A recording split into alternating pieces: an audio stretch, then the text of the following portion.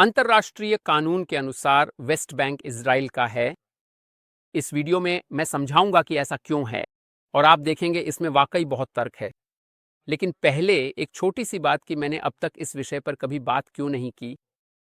मैंने अरब इजराइल संघर्ष पर दर्जनों वीडियो बनाए हैं। मैंने गाजा के बारे में बात की है, मैंने इतिहास 1948 के बारे में बात की है, लेकिन वेस्ट बैंक मैंने इसका शायद ही कभी जिक्र किया है। मैंने वेस्ट बैंक से ज्यादा बार विस्कॉन्सिन का जिक्र किया है। वीडियो के अंत में मैं बताऊंगा कि मैं बार बार विस्कॉन्सिन का जिक्र क्यों करता हूं। लेकिन सवाल यह है, वेस्ट बैंक क्यों नहीं? क्या मैं कुछ छुपा रहा हूं? नहीं, असल वजह यह है कि मैं इससे बच रहा हूं, वह है युद्ध। और नहीं, मैं गाजा के युद्ध की बात नहीं कर रहा। मैं उस बड़े और भी महत्वपूर्ण युद्ध की बात कर रहा हूं। वह युद्ध जिसमें इजराइल बुरी तरह हार रहा है। वह युद्ध कहानी पर नियंत्रण का युद्ध। एक वाक्य में कहें तो कहानी पर नियंत्रण का युद्ध वह है कि लोग किस बारे में बात करते हैं। और अगर आप सोचते हैं कि दुनिया उन्हीं मुद्दों पर बात करती है जो सबसे महत्वपूर्ण हैं, तो मैं यह विनम्रता से कहूंगा, आप भोले हैं। इस समय दुनिया के दो सबसे बड़े संघर्ष यमन और सूडान में हैं। वहां सचमुच भुखमरी है, हजारों हजार बच्चे मर रहे हैं। लेकिन क्या आपने उनके लिए एक भी बड़ा प्रदर्शन देखा है? क्या आपने नेताओं को इस पर बोलते सुना है? क्या किसी संगीत समारोह में किसी कलाकार ने सूडान या यमन में मानवीय संकट रोकने की अपील की है? इंग्लैंड और फ्रांस में मुस्लिम समुदायों को तब ज्यादा फर्क नहीं पड़ता जब यमन में मुसलमान ही हजारों हजार मुसलमानों को मारते हैं। मैंने अमेरिकी कॉलेज के छात्रों को सूडानी लोगों के लिए प्रदर्शन करते नहीं देखा है। जो लोग नैरेटिव तय करते हैं, कतर, ईरान, रूस और चीन, वे चाहते हैं कि दुनिया वेस्ट बैंक, नरसंहार और गाजा पर ध्यान दे। क्योंकि अगर हम उसी पर बात करते रहेंगे तो कोई भी सच में जरूरी मुद्दों पर बात नहीं करेगा। चीन का वैश्विक वर्चस्व, मध्य पूर्व में ईसाइयों के खिलाफ असली नरसंहार और यह तथ्य कि लगभग हर मुस्लिम बहुल देश लोकतंत्र नहीं है। कोई भी यमन, सूडान या सीरिया के बारे में बात नहीं करता। पिछले दशकों में इन तीन देशों में 15 लाख लोग मारे गए। आपकी सोशल मीडिया फीड्स पर गाजा और वेस्ट बैंक ही छाए रहते हैं। अब अगर हाल के वर्षों में वेस्ट बैंक में बसने वालों ने हजारों हजार अरबों की हत्या की होती तो मैं कहता, ठीक है, यह जायज है, इस पर ध्यान दिया जाना चाहिए। लेकिन ऐसा नहीं है।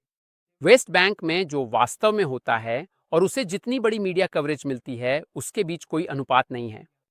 मैं खुद को धोखा नहीं देता। मुझे पता है कि मैं इस कहानी को नियंत्रित नहीं कर सकता। मैं तो बस एक टूर गाइड हूं जो अपनी उम्र के हिसाब से ठीक ठाक दिखता है। लेकिन मैं यह कर सकता हूं, खेल का हिस्सा न बनूं। अगर वे इजराइल पर नरसंहार का आरोप लगाते हैं और मैं जवाब देता हूं, नहीं, यह नरसंहार नहीं है, और फिर वे कहते हैं जातीय सफाया, और मैं कहता हूं नहीं, यह जातीय सफाया नहीं है, तो मैं उनका खेल खेल रहा हूं। और लोगों के दिमाग में क्या बैठ जाता है? इजराइल, नरसंहार, जातीय सफाया, बार बार बार बार। अब एक शब्द है जिसे मेरे समर्थक और विरोधी दोनों ही इस्तेमाल करना पसंद करते हैं। एक शब्द जो मुझे पसंद नहीं है, हंसबारा। मेरे समर्थक कहते हैं आपकी हंसबारा के लिए धन्यवाद, और मेरे आलोचक कहते हैं वह हंसबारा कर रहा है, इजराइल का प्रचार कर रहा है। लेकिन हिब्रू में हंसबारा का शाब्दिक अर्थ है समझाना। मैं इजराइल को समझा रहा हूं और मुझे वह शब्द पसंद नहीं है। मेरे बच्चे स्कूल में अपने शिक्षकों को हंसबारा कर सकते हैं जब उनसे पूछा जाए, तुमने अपना होमवर्क क्यों नहीं किया? मैं हंसबारा नहीं कर रहा हूं, मैं बचाव नहीं कर रहा हूं, मैं हमला कर रहा हूं। मैं वह सच फैलाता हूं जिसे बहुत से लोग नजरअंदाज करने की कोशिश करते हैं। मैं चाहता हूं कि दूसरी तरफ के लोग कहें, हर कोई कहता है कि यहूदियों ने अरबों से जमीन चुराई है, लेकिन ओरेन कहता है कि कोई भी एक भी यहूदी शहर का नाम नहीं बता सकता जो उस जमीन पर बना हो जिसे अरबों ने युद्ध शुरू करने से पहले चुराया गया हो। हम दिलचस्प। या ओरेन दिखाता है कि फिलिस्तीनी समाज में यह कानूनी है कि एक आदमी अपनी पत्नी को पीट सकता है, और अधिकांश फिलिस्तीनी समलैंगिक लोगों को जेल में डालना या यहां तक कि फांसी देना चाहते हैं। शायद मुझे उन लोगों का समर्थन नहीं करना चाहिए जो महिलाओं को संपत्ति समझते हैं। यही वह सोच है जिसे मैं जगाना चाहता हूं। लेकिन बहुत से लोग वेस्ट बैंक के बारे में पूछते हैं, तो अब एक वीडियो का समय आ गया है। और इससे पहले कि हम कानूनी और ऐतिहासिक तथ्यों में उतरें, ये बात याद रखें। जब लोग कहते हैं कि इजराइल ने वेस्ट बैंक पर कब्जा कर लिया, तो बस एक साधारण सवाल पूछें, किससे कब्जा किया? उनके पास इसका जवाब नहीं होगा। अगर वे कहते हैं फिलिस्तीन, तो पूछें कि यह देश कब अस्तित्व में था, इसे कौन शासित करता था, इसकी सीमाएं क्या थीं? वे इसका जवाब नहीं दे पाएंगे, क्योंकि कभी भी फिलिस्तीन नाम का कोई देश था ही नहीं। फिलिस्तीनी लोगों का निर्माण 1960 के दशक में किया गया था। और अगर आपको लगता है कि मैं गलत हूं, तो बहुत अच्छा। बस मुझे 1948 में किसी एक अरब नेता का ऐसा बयान दिखा दो जिसमें वह कहे, हम फिलिस्तीनी लोग। सिर्फ एक। अगर आप ऐसा ढूंढ लें तो मैं अपना पूरा चैनल डिलीट कर दूंगा। 150 साल पहले कोई फिलिस्तीनी लोग नहीं थे, न 1917 में, न 1948 में। हर किसी को आत्मनिर्णय का अधिकार है, लेकिन किसी को भी इतिहास को फिर से गढ़ने का अधिकार नहीं है। और यहीं से हमारी कहानी शुरू होती है। 1917 में बैलफोर घोषणा जारी की गई थी।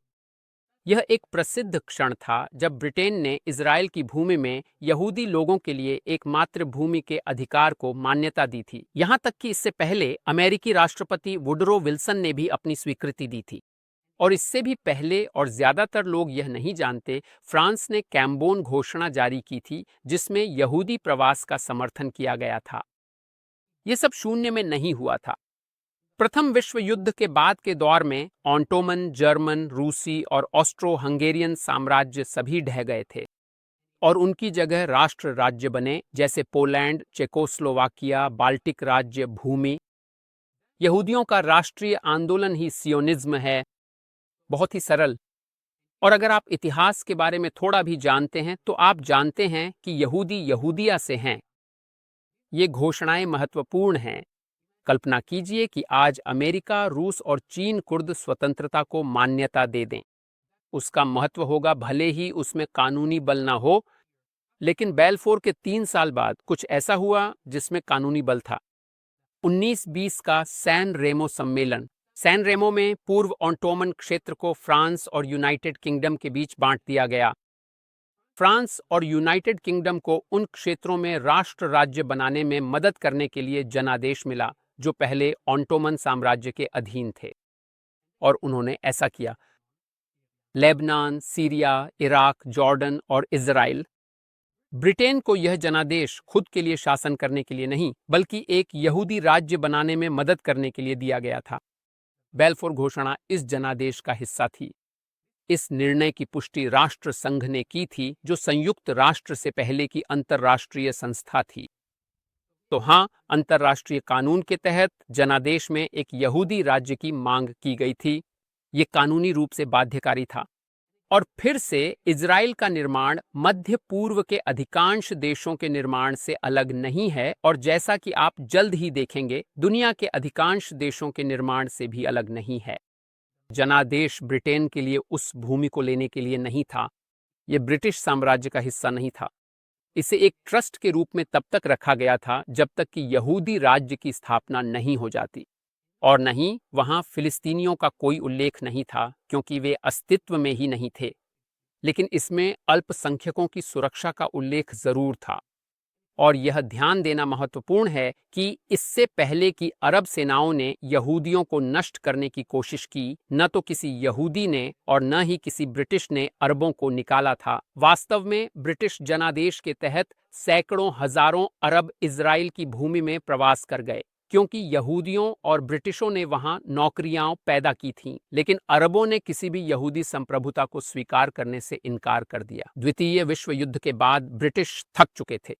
उन्होंने एक विभाजन योजना का प्रस्ताव रखा। एक यहूदी राज्य, एक अरब राज्य। फिलिस्तीनी नहीं, अरब।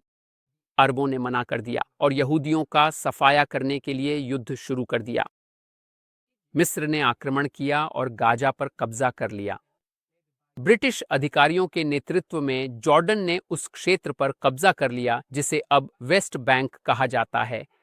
और वैसे 3 आधुनिक शब्द फिलिस्तीनी लोग, वेस्ट बैंक और किंगडम ऑफ जॉर्डन सिर्फ हाल के दशकों में ही गढ़े गए हैं। 1948 में जब इजराइल की स्थापना हुई थी, तब इसकी सीमाएं अंतिम रूप से तय नहीं हुई थीं। युद्ध का अंत युद्ध विराम रेखा के साथ हुआ, न कि शांति संधियों या आधिकारिक सीमाओं के साथ। और बात यह है, मिस्र गाजा पट्टी पर अपना दावा नहीं करता है, जॉर्डन पश्चिमी तट पर अपना दावा नहीं करता है, तो फिर यह किसका है? अब मैं इस वीडियो में सबसे जटिल शब्द कहने जा रहा हूं, यूटिपोसाइडेटिस ज्यूरिस। यह अंतर्राष्ट्रीय कानून का एक सिद्धांत है जो कहता है कि एक नव स्वतंत्र देश अपनी सीमाएं वहीं रखता है जो स्वतंत्रता प्राप्ति से पहले थी। और अगर आप सोच रहे हैं, रुको, मैंने ये शब्द कभी नहीं सुना, तो चिंता मत कीजिए, इसीलिए मैं यहां हूं। ये एक सवाल है जो शायद आपने खुद से कभी नहीं पूछा होगा। किस कानूनी आधार पर Argentina, Armenia, Congo, Jordan, Syria, Chile और पेरू की सीमाएं तय की गईं? मैं आगे भी गिना सकता हूं। मैक्सिको, माली, Zambia, Ecuador, Tanzania.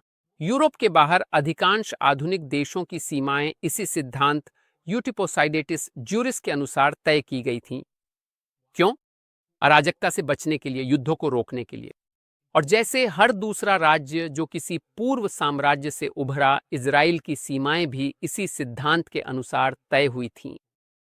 British mandate की सीमाएं ही इजराइल की कानूनी सीमाएं हैं, और मैंडेट जो राष्ट्र संघ द्वारा मान्यता प्राप्त एक बाध्यकारी कानूनी दस्तावेज था, उस पूरे क्षेत्र में एक यहूदी राज्य की स्थापना का आह्वान करता था, जिसमें वह क्षेत्र भी शामिल है जिसे जॉर्डन ने 1948 से 1967 के बीच अवैध रूप से कब्जा कर लिया था। अब शायद आप सोच रहे होंगे, अगर यह सच है तो मैंने पहले कभी इसके बारे में क्यों नहीं सुना?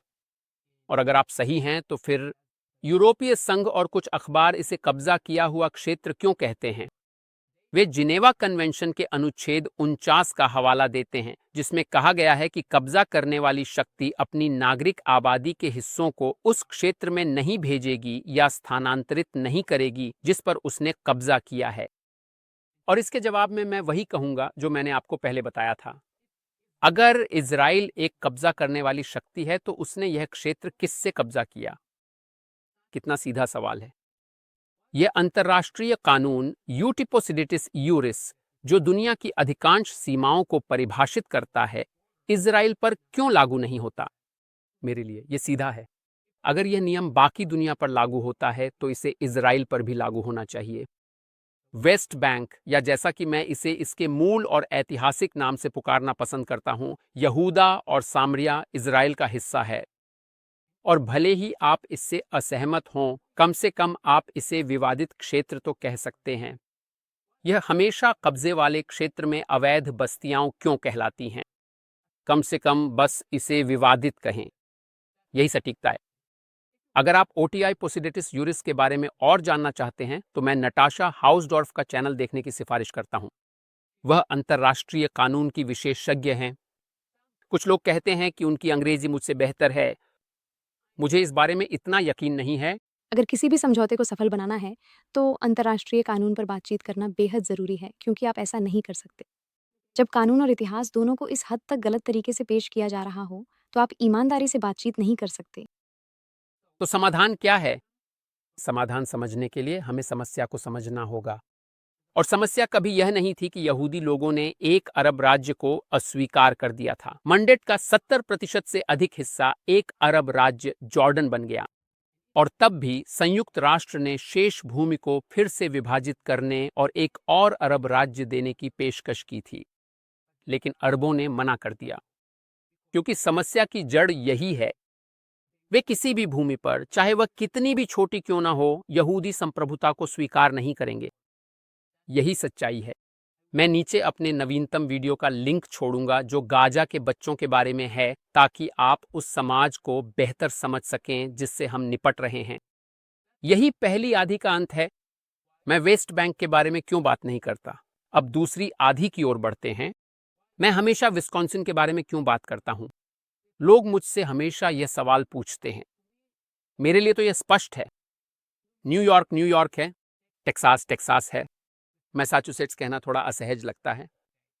आइडाहो किसी राज्य जैसा नहीं लगता, ये तो किसी पुकार जैसा लगता है। हे हो आइडाहो।